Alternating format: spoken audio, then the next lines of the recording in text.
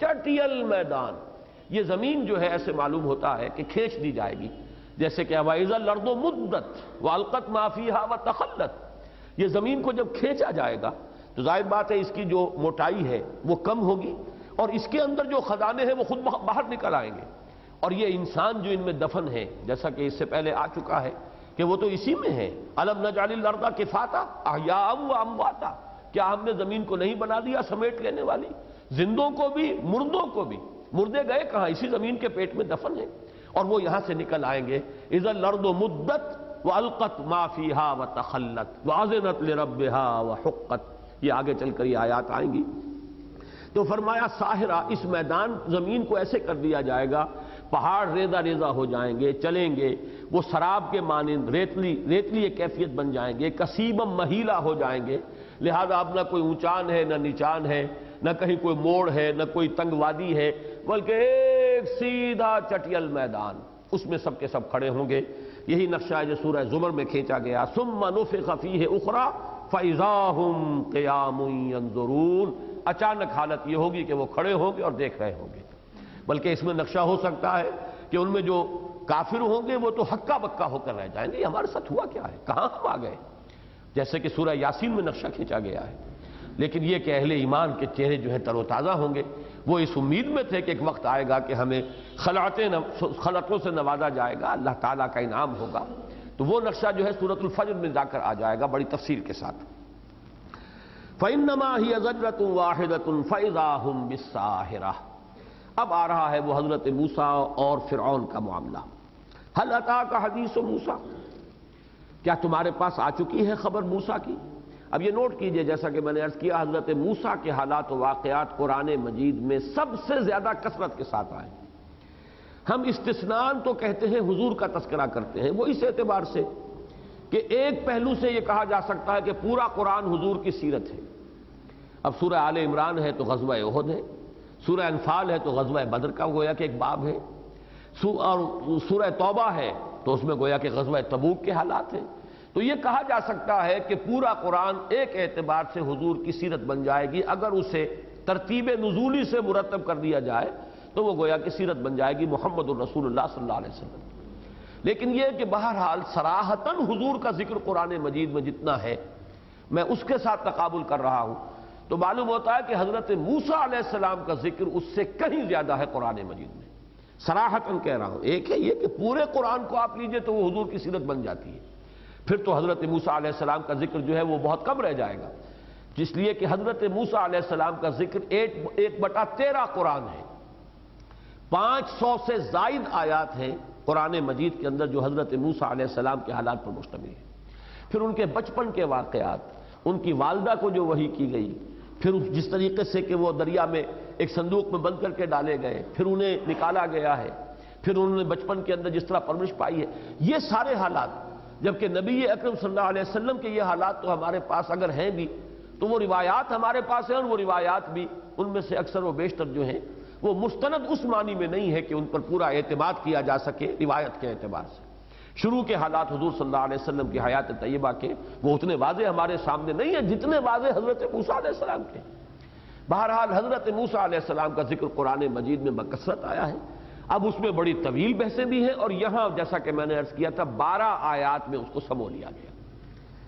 هل اتاک حدیث موسیٰ.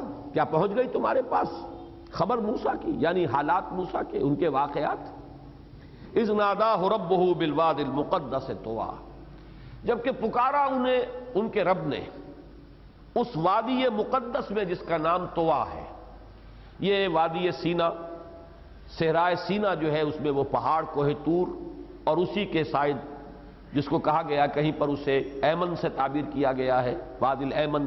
لیکن یہ کہ وہ جگہ ہے جہاں کہ وہ واپس جا رہے تھے اپنی اہلیہ کو لے کر، اور واپس مصر کی طرف سفر کر رہے تھے، جبکہ انہیں بلایا گیا، پکارا گیا، اور دور سے انہوں نے آگ دیکھی، سخت سردی تھی، تو اپنی اہلیہ سے، گھر والوں سے کہا کہ آپ لوگ یہاں ٹھہرے، میں دیکھتا ہوں شاید کہیں راستہ بھی ممکن ہے، محسوس ہوتا ہے کہ بھول گئے ہوں، میں جاتا ہوں، آگ مجھے نظر آئی ہے تو مجھے یا تو وہاں سے کچھ آگ مل جائے گی، میں لے آؤں گا کوئی چنگاری تاکہ آگ جلائیں، آپ لوگ تاپ سکیں، اس سردی سے کچھ بچیں. دوسرے یہ کہ ہو سکتا ہے وہاں سے مجھے کوئی راستہ جو ہے اس کے بارے میں رہنمائی مل جائے. لیکن وہاں جب پہنچے ہیں تو وہاں آپ کو وہ پورے جو واقعات تفصیل سے قرآن مجید میں آئے ہیں کہ اللہ تعالیٰ نے پکارا انہیں. سورہ طٰہٰ میں اس کا نقشہ جو ہے بہت ہی خوبصورت نقشہ کھینچ دیا گیا ہے. اذ ناداہ ربہ بالوادی المقدس طویٰ اذہب الی فرعون انہ طغیٰ، جاؤ فرعون کی طرف، وہ بہت سرکش ہو گیا. یہ لفظ جو ہے نوٹ کر لیجئے، یہاں پر آگے بھی آئے گا فاما من طغیٰ وآثر الحیات الدنیا فإن الجحیم ہی المأویٰ. تو طغیان یہ ہے کہ اپنی حد سے بڑھ جانا. دریا ایک خاص حد تک ہے تو وہ گویا کہ اپنی حد میں بہہ رہا ہے، اس سے نکل آیا، اب یہ طغیانی ہے. انہ طغیٰ، وہ بہت سرکش ہو گیا ہے. فَقُلْ هَلْ لَكَ إِلَىٰ أَن تَزَكَّىٰ وَأَهْدِيَكَ إِلَىٰ رَبِّكَ فَتَخْشَىٰ. تو کہو اس سے جا کر، اور سورہ طٰہٰ میں آیا ہے کہ نرمی سے کہو، چاہے کتنا ہی وہ سرکش ہے لیکن جا کر جو بات پہلے کرنی ہے وہ نرمی کے ساتھ کرنی ہے. کوشش کرو کہ وہ راہ ہدایت کو اختیار کر لے، سیدھے راستے پر آ جائے. تو فرمایا کہ اس سے جا کر کہو هَلْ لَكَ إِلَىٰ أَن تَزَكَّىٰ. اب یہ محاورے کا انداز ہے، کیا تمہیں کوئی تمہارا ارادہ ہے، کیا ہے تمہیں یہ خیال لاحق ہے، کوئی ارادہ ہے، کوئی تمہاری نیت ہے کہ تم تزکیہ حاصل کرو، تزکا، تاکہ تم پاک ہو جاؤ. اب پاک سے در حقیقت لفظ اس کے برعکس جو کیفیت ناپاکی، اس کا تصور ذہن میں نہ لائیے. مراد یہ ہے کہ وہ کیفیات حاصل کر سکو کہ جو انسان کے اندر اعلیٰ سے اعلیٰ بات ہونی چاہیے. تزکیہ کے معنی یہی ہے کہ کسی شے کی ترقی اور تدریجاً اپنے نقطۂ عروج تک پہنچنے میں جو موانع ہیں، جو رکاوٹیں، ان کو دور کر دیا جائے تاکہ وہ پروان چڑھے اور وہ اپنے نقطۂ عروج کو پہنچ جائے. جیسے کہ ایک باغبان جو ہے وہ اپنے باغ میں داخل ہوتا ہے، وہ دیکھتا ہے کہ کچھ پودے اس نے لگائے ہیں، وہ پودے جو پھل والے ہوں یا پھول والے ہوں، وہ چاہتا ہے کہ پروان چڑھے. یہ پودا ذرا بڑا ہوگا، جوان ہوگا، اس میں پھل لگے گا، یا یہ پودا جو ہے یہ پھول دے گا. لیکن وہ دیکھتا ہے کہ کچھ جھاڑ جھکاڑ بھی ادھر ادھر اگ آیا ہے، جو زمین سے جو اس کی قوت نمو ہے وہ کھینچ رہا ہے، ہوا سے بھی آکسیجن جو ہے وہ جذب کر رہا ہے. تو وہ کھرپا ہاتھ میں لیتا ہے اور تمام چیزوں کو اکھاڑ کر پھینک دیتا ہے. یہ تزکیہ ہے. تو تزکیہ یہ ہے کہ انسان جس مقام بلند پر اس کی تخلیق ہوئی ہے، لقد خلقنا الانسان فی احسن تقویم، اس تک وہ بالفعل رسائی حاصل کرے. وہ مقام کے جو مسجود ملائک ہونے کا مقام ہے، بلند ترین مقام ہے جس پر اللہ نے انسان کو تخلیق فرمایا. تو تم چاہتے ہو، تمہارا ارادہ ہے، اب یوں جدید اصطلاح میں ہم کہیں گے کچھ سلوک طے کرنا چاہتے ہو، جس کا کہ اصل میں جو پچھلی صورت تھی جب ختم ہوئی ہے تو وہ اس اعتبار سے یعنی کچھ مضمون پچھلی سورہ عما یتساءلون کا کچھ رہ گیا جس کو کہ اس کا حق ادا نہیں ہو سکا تھا. فمن شاء اتخذ الی ربہ مآبا، جو کوئی چاہے اپنے رب کی طرف راستہ اختیار کر لے. زندگی تو اصل میں اسی لیے ہے، یہ ہمیں بہت بلندی پر تخلیق فرما کر بہت پستی میں ڈال دیا گیا. ثم رددناہ اسفل سافلین. اب یہ ہے کہ اللہ کا قرب حاصل کرنا، تقرب بالفرائض، تقرب بالنوافل.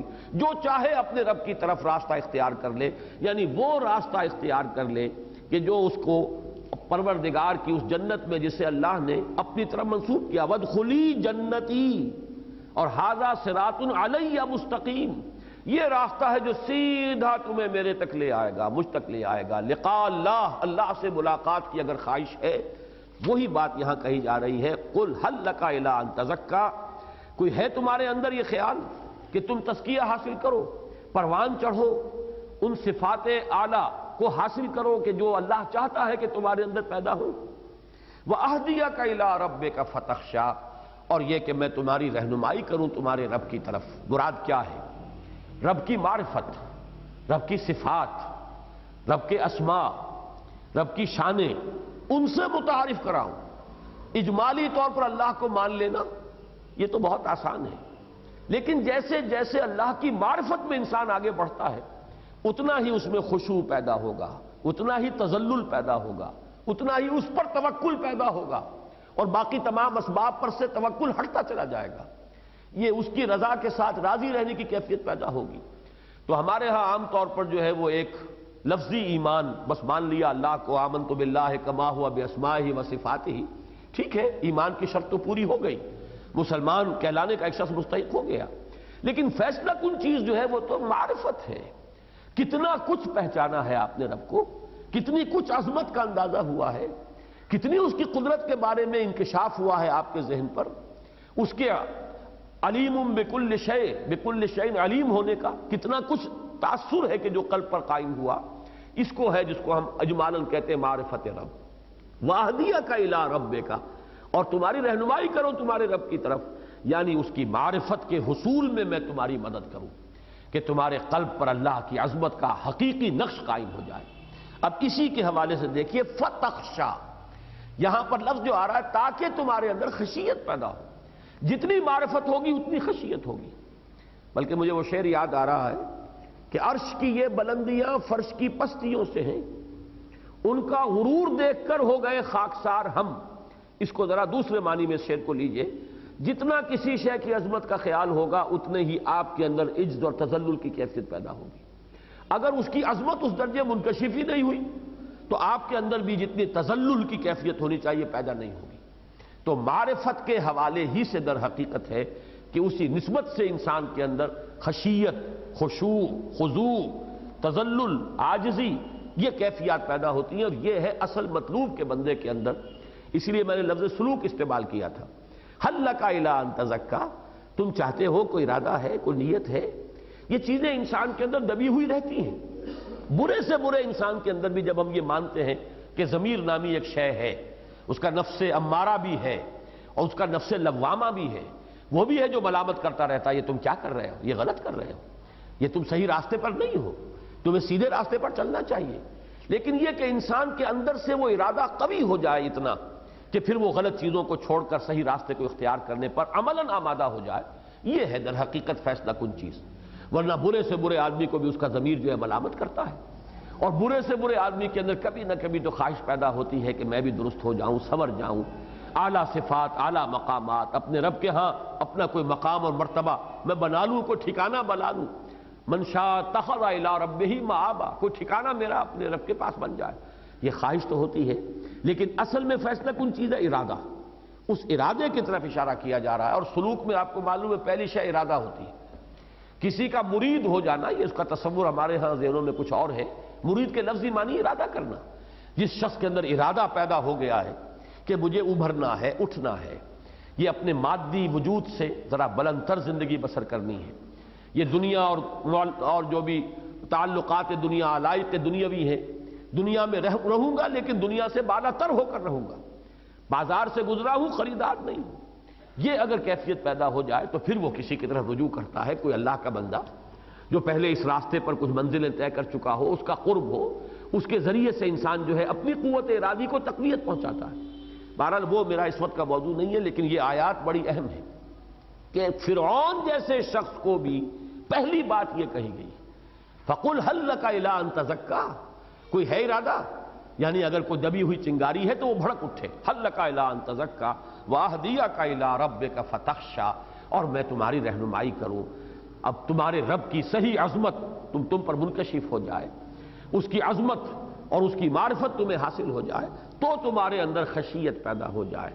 یہ جو تم بہت غرور اور تکبر اور طغیانی اور سرکشی میں مبتلا ہو، ان چیزوں کے خاتمے کی شکل تو یہی ہے کہ عظمت رب اور معرفت رب کا کوئی حصہ اگر مل جائے تو خود بخود انسان میں عجز اور تذلل اور اللہ کے سامنے جھکنے کی کیفیت پیدا ہو جائے گی۔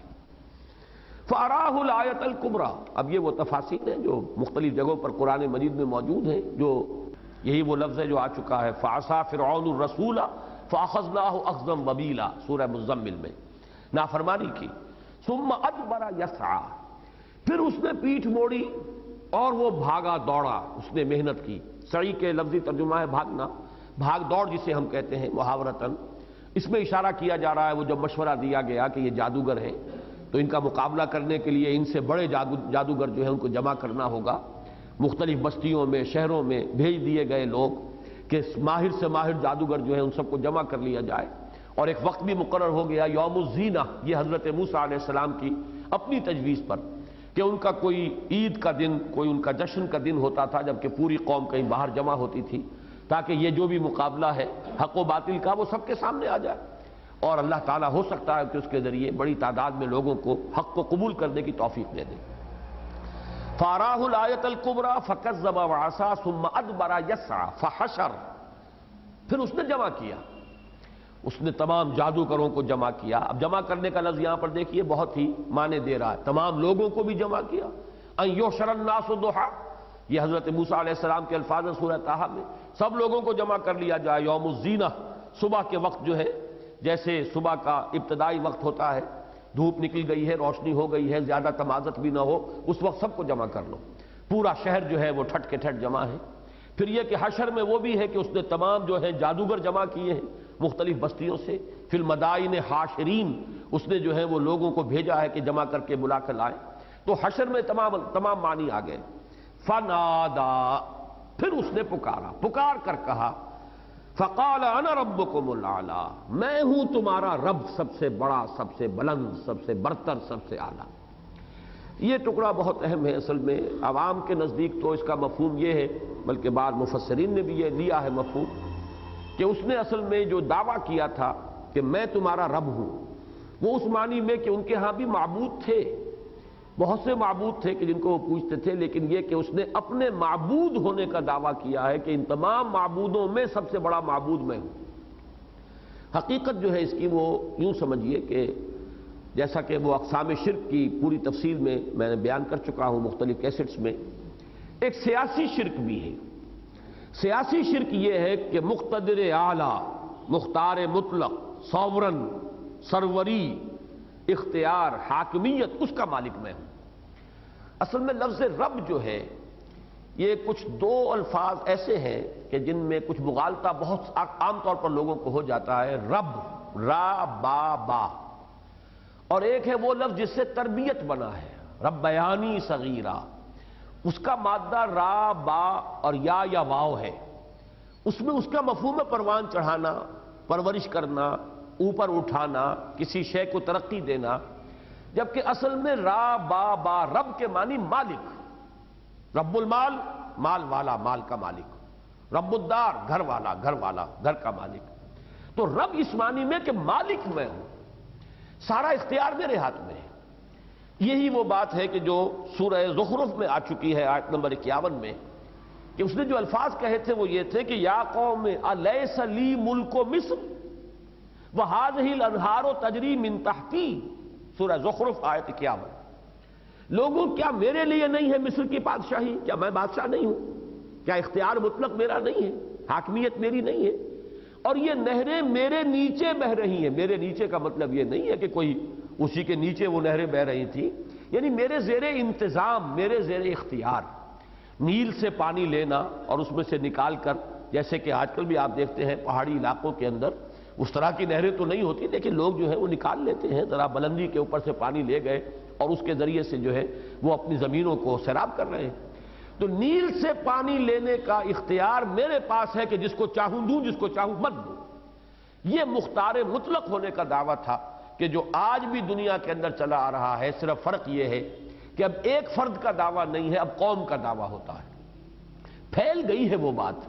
حقیقت کے اعتبار سے یہ جو ڈیموکریسی کا جو اصول ہے، سوورنٹی آف دی پیپل، عوامی حاکمیت، یہ بالکل وہی شے ہے کہ جس کا دعویٰ کیا تھا فرعون نے، انا ربکم الاعلی، مختار مطلق میں ہوں. اور اس کی مزید شرح جو ہے سورہ زخرف کی وہ آیت ضرور یاد رکھنی چاہیے، وہ اس کی شرح ہے. القرآن یفسر بعضہ بعضا، کہ کس معنی میں وہ کہہ رہا ہے. ظاہر بات ہے خدا ہونے کا دعویٰ وہ نہیں کر سکتا تھا. خدا ہونے کا دعویٰ کس معنی میں آخر اس کا قبول کیا جا سکتا تھا، جبکہ اس قوم میں ایسے بڑے بوڑھے بھی ہوں گے جس نے ان کا بچپن بھی دیکھا ہوگا، اس کے سامنے پلا بڑھا ہوگا وہ ان کے سامنے. تو وہ در حقیقت خالق ہونے کا مدعی نہیں اور کوئی معبود اس معنی میں، لیکن ایک معبود ہے جو سیاسی معبود ہے، جس کا حکم چلتا ہو مطلقاً، کہ اسے اختیار حاصل ہو، جو چاہے حکم دے دے. وہ اختیار صرف اللہ کا ہے. اس کے سوا جو بھی اس کا مدعی بن کر کھڑا ہوگا وہ گویا کہ انا ربکم الاعلی کا دعویٰ کر رہا ہے، چاہے یہ الفاظ اس نے زبان سے ادا نہ کیے. یہ سروری زیبا فقط اس ذات بے ہمتا کو ہے، حکمراں ہے ایک وہی، باقی بتان آدری، ان الحکم الا للہ. تو یہ دعویٰ اس کا اس معنی میں ہے. فقال انا ربکم الاعلی، میں تمہارا مالک ہوں، مختار ہوں، میں جو چاہوں کروں، جسے چاہوں خزانہ بخش دوں، جس کا چاہوں جو ہے اس کے بال بچوں کو کولوں میں پلوا دوں، میرا اختیار ہے. جیسے نمرود نے حضرت ابراہیم علیہ السلام سے مجادلہ کرتے ہوئے کہا تھا انا احیی و امیت، مجھے اختیار حاصل ہے. انہوں نے جیل سے 2 آدمیوں کو بلوایا، دونوں کنڈیمڈ تھے جنہیں کہ سزا ہو چکی تھی، سزائے موت۔ ایک کی گردن اسی وقت دربار میں اڑا دی اور ایک کو کہا میں تمہیں معاف کرتا ہوں، جاؤ دیکھو انا احیی و امید، مجھے اختیار حاصل ہے، میں نے اس کو زندہ رکھا ہے، اس کو مار دیا ہے۔ بالکل یہی ہے در حقیقت ملوکیت مطلقہ جو ہے، جس میں کہ ایک فرد واحد اختیارات کا مطلق مالک بن کر بیٹھتا ہے، یہ ہے اس کا دعویٰ۔ فقال انا ربکم الاعلی فاخذہ اللہ نکال الآخرۃ والاولی، تو پکڑا اسے اللہ نے۔ نکال کہتے ہیں ایسی سزا جو عبرت انگیز ہو، جس سے دوسروں کے کان کھڑے ہو جائیں، دوسروں کے ہوش ٹھکانے آ جائیں۔ ہم نے پکڑا اسے سزا سے، آخرت کی سزا وہ تو آنی ہے، اور اولا دنیا کے اندر بھی اپنے پورے لاؤ لشکر کے ساتھ جو غرق کیا اسے، یہ گویا کہ ایک بڑی ہی عبرت انگیز سزا ہے۔ ان فی ذلک لعبرۃ لمن یخشی، یقیناً اس میں عبرت ہے اس کے لیے کہ جس کے دل میں ذرا سی بھی خشیت ہے۔ یہ ذرا نوٹ کیجئے، خشیت ہوگی تو عبرت ہوگی، کچھ نہ کچھ انیشل سرمایہ درکار ہے جس سے کہ بات آگے بڑھے گی۔ بالکل بے پرواہ ہے آدمی، فکر ہی نہیں ہے، کوئی ادھر رجحان ہی نہیں ہے، تو بڑی سے بڑی عبرت انگیز بات اس کے سامنے آئے گی اور اسے عبرت نہیں ہوگی، حیوانوں کی طرح دیکھتا ہوا چلا جائے گا۔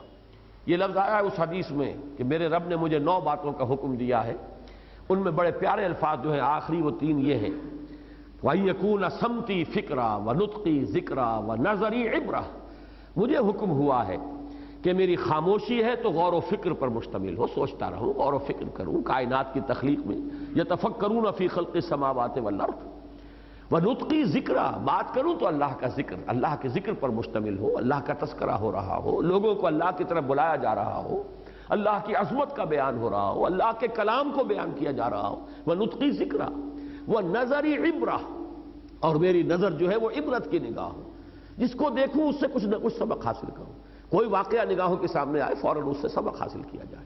السعید من وعظ بغیرہ، اصل میں تو سعادت مند وہی ہے جو دوسرے کو دیکھ کر سبق حاصل کر لے، اپنے اوپر جب بیت جاتی ہے تب تو سب کو ہی ہوش آ جاتے ہیں، لیکن یہ کہ انسان اگر کہیں بھی کوئی واقعہ اس کی نگاہ سے گزرے اس سے عبرت حاصل کرے۔ یہ عبرت کے لفظ کو بھی سمجھ لیجئے، جیسے لفظ آیت ہے، کسی شے کو دیکھنا، ذہن کسی اور طرف منتقل ہو جانا، وہ شے اس کی نشانی بن گئی۔ عبرہ جو ہے اسی سے لفظ عبور بنا ہے، آپ دریا کو عبور کرتے ہیں ایک کنارے سے دوسرے کنارے تک، عبرت بھی یہ ہے کسی ایک شے کو دیکھ کر اور پھر کسی اور حقیقت کی طرف ذہن کا منتقل ہو جانا، اس سے کوئی سبق حاصل کر لینا۔ ان فی ذلک لعبرۃ لمن یخشی، یقیناً اس میں عبرت کا سامان ہے، سبق حاصل کرنے کا سامان ہے، لیکن کس کے لیے؟ جن کے اندر خشیت ہے۔ اب آ رہا ہے وہ مضمون کہ جو سورہ مرسلات میں بھی آ چکا ہے، اگرچہ ان الفاظ میں نہیں لیکن مرسلات میں، سورہ نبا میں اللہ کی عظمت تخلیق، اللہ کی خلاقی، اللہ کی قدرت کاملہ۔ انتم اشد خلقا ام السماء، کیا تم زیادہ سخت اور بھاری ہو بنانے میں یا آسمان؟ بنا، اس نے اسے بنایا ہے۔ کس ہستی کے بارے میں تمہارے دل میں وسوسہ آتا ہے؟ سوچو تو صحیح، یہ تمہارے اپنے ذہن کی تنگی ہے اصل میں، ورنہ ذرا غور کرو کہ جس نے اس کائنات کو بنایا ہے، آسمان ہی کو دیکھو، انتم اشد خلقا، غور کرو، کیا تمہارا ہی بنانا بہت بھاری ہو گیا ہے، بہت مشکل ہو گیا ہے؟ تمہیں ہی دوبارہ پیدا کرنا بڑا اس کے لیے ناممکن اور محال ہو گیا؟ کیا تم زیادہ بھاری ہو اور سخت ہو بنانے کے اعتبار سے؟ ام السماء، یا آسمان، بناہا، اس نے اسے بنایا، تعمیر کیا، بنا تعمیر، اس نے اس کو تعمیر کیا۔ رفع سمکہا فسواہا، سم کا لفظ آتا کسی شے کے ابھار کے لیے، اس کے ابھار کو اونچا کیا، یعنی ایک طرح کا ڈوم ہے یہ جو آسمان ہمیں نظر آتا ہے، یہ ایک طرح کے ڈوم کی صورت میں گنبد کی شکل میں ہے۔ رفع سمکہا، گنبد کا ایک درمیانی حصہ ہوتا ہے کہ جو اونچا ہوتا ہے، تو ہمارا عام مشاہدہ جو ہے انسانوں کا اس کے حوالے سے لفظ استعمال ہو رہا ہے، بلند کیا اس کی اونچان کو، فسواہا، پھر اس کا تسویہ کر دیا۔ یہ لفظ آگے چل کر سورۃ الاعلیٰ میں آئے گا تو اس پر زیادہ تفصیلی بحث ہم کریں گے۔ تخلیق کے بعد تسویہ، ان دونوں الفاظ میں نسبت یہ ہے کہ ایک ہے کسی چیز کا سٹرکچر بنا دینا، جو بھی اس کا ایک سٹرکچر ہے وہ تیار ہو گیا، اب ہے اس میں نقش و نگار، اس میں فنیشنگ ٹچز دینا، اس میں خوبصورتی کی کیفیت جو ہے پیدا کرنا۔ یہ جو ہمارے ہاں ایک سٹرکچرل انجینئرز ہیں اور پھر ایک آرکیٹیکٹس ہیں، وہ آرکیٹیکٹس جو ہیں وہ سٹرکچر کے اندر خوبصورتی اور جو خوشنمائی ہے وہ پیدا کرنے کے ماہر ہوتے ہیں۔ فسواہا، برابر، متوازن، بہت ہی ایک دوسرے کے ساتھ نسبت رکھنے والی چیزیں، متناسب۔ وَأَغْطَشَ لَيْلَهَا وَأَخْرَجَ ضُحَاهَا، اور تاریک کر دیا اس کی رات کو. اب یہاں نوٹ کیجئے گا کہ لیل اور نہار اس کی نسبت آسمان کی طرف ہو رہی ہے، اور آسمان جیسا کہ میں نے بارہ عرض کیا ہے کہ ہم اس کا کوئی مفہوم ابھی معین نہیں کر سکتے. لفظاً سما کے معنی ہے بلند، بلندی. تو یہ جو بلندیاں جو ہمیں نظر آتی ہیں یہ آسمان ہے. باقی سبع سماوات اس کی کیا حقیقت ہے، اب انسان کا علم جو ہے وہ جب آگے بڑھے گا تو اس کی حقیقت منکشف ہو جائے گی. فی الحال یہ کہ چونکہ رات اور دن کا تعلق اسی سے ہے، اسی فضا سے اور اسی بلندیوں کے ساتھ اس کا تعلق ہے. سورج نکلتا ہے اور دن آ جاتا ہے، اور سورج غروب ہوتا ہے، رات آ جاتی ہے. وَأَغْطَشَ لَيْلَهَا وَأَخْرَجَ ضُحَاهَا. الغطش الظلمہ، غطش کے معنی ہے تاریکی. اغطش تاریک کر دیا اس کی رات کو، وَأَخْرَجَ ضُحَاهَا اور نکال دی اس کی دھوپ، اس کا دن. یہ ضحیٰ کا لفظ جو آتا ہے وہ صبح کا وہ ابتدائی وقت ہے جس میں کچھ روشنی بھی ہو گئی ہے، دھوپ بھی ہے، لیکن تمازت نہیں ہے. روشنی اور دھوپ جو کہ ابھی خوشگوار ہے، ناگوار نہیں ہے. وہی ہے کہ جو رات نکال لاتا ہے، رات کو تاریک کر دیتا ہے اور پھر نکالتا ہے دن کو.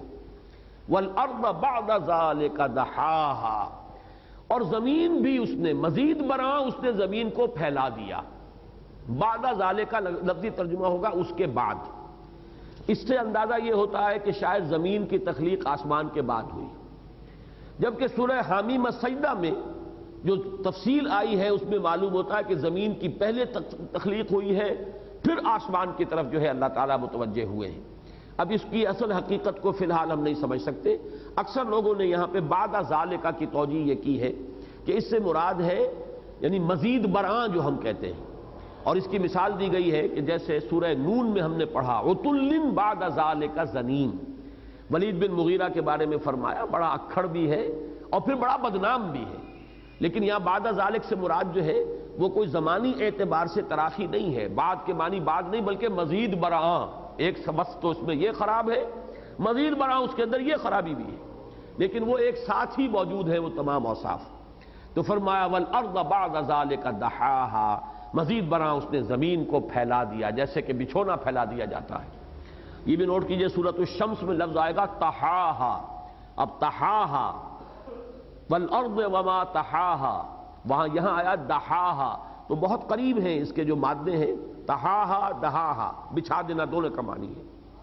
اخرج منہا ماہا ومرعاہا نکالا اس میں سے اس کے پانی کو بھی اور اس کے چارے کو بھی. اور چارے سے مراد صرف جانوروں کا کھانے والا چارہ نہیں ہے بلکہ جیسے کہ آگے آ رہا ہے متاعا لکم ولانعامکم، تمہارے لیے بھی اور تمہارے چوپایوں کے لیے، جانوروں کے لیے بھی. تو جو بھی کچھ اگ رہا ہے، ایک تو یہ کہ پانی بھی زمین سے نکل رہا ہے.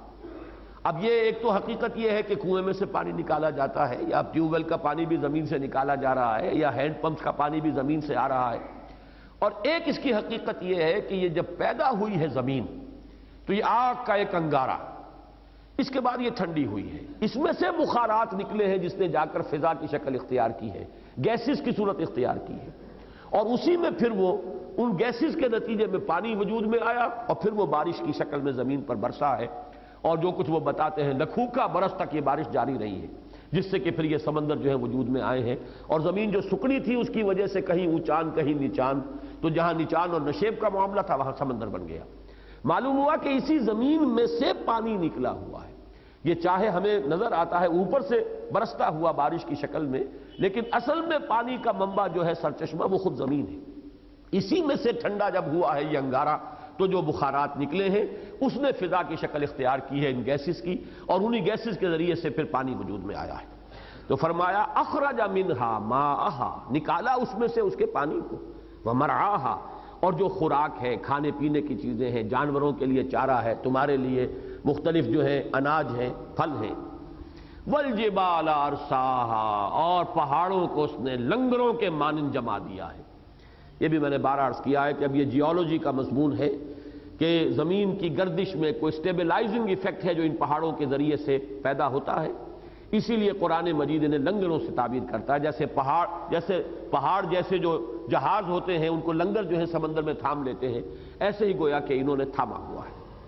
اب وہ آیت آ گئی جو میں نے عرض کیا تھا کہ یہ اگلی صورت میں بھی سورہ عبس میں بھی بین ہی انہی الفاظ کے ساتھ آئے گی. نمبر کا ایک کا فرق ہے، یہاں آیت نمبر 33 ہے، وہاں آیت نمبر 32 ہے. متاع لکم ولانعامکم یہ متاع ہے، برتنے کی شے ہے، سامان ہے، ضرورت پوری کرنے کے لیے ہے، یہ پانی بھی اور مرعا بھی، دونوں چیزیں جو زمین سے ہم نے نکال دی ہیں۔ اب دیکھیے، نوٹ کیجئے، ہم خود اسی زمین سے نکلے ہیں، ہمارا یہ مادی وجود اسی زمین سے